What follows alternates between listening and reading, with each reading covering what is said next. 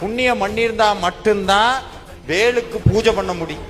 வேலுக்கு பூஜை பண்ணினா தொட்டே பார்க்க முடியாது, அது சாதாரணம் கிடையாது. சாமி சொல்றார், சுடற்பரிது ஒளிப்ப நிலவு ஒழுக்கமதி ஒளிப்பாலை அடக்குதலல் ஒளிப்ப ஒளிர் ஒளிர்பிறவை வீசும். பிரகாசமான சூரியனை காட்டிலும் பிரகாசமான சந்திரனை காட்டிலும் கோடி மடங்கு பிரகாசமானது முருகப்பெருமானுடைய வேல். ஏன் அவ்வளவு பிரகாசம்னா, சாமி சிரிச்சுக்கிட்டே அருணகிரிநாதர் சொன்னாடே, எவெல்லாம் வேலை தொடர்ந்து பூஜை பண்றானோ அவனுக்கு ஒரு உண்மை புரியும், அவனுடைய வாழ்க்கையும் கோடி சூரியனை போல பிரகாசமாக மாறும். அப்படி ஏதாவது மீறி எனக்கு கஷ்டம் வந்தா என்ன பண்றது? கலங்காத, கஷ்டத்தை பார்த்து கலங்காத. பெரிய துன்பம் வந்து நிக்குதா, துன்பம் ஒவ்வொரு தடவையும் முருகன்ட்ட போய், முருகா எனக்கு பெரிய கஷ்டம், முருகா எனக்கு பெரிய கஷ்டம் சொல்லாதீங்க.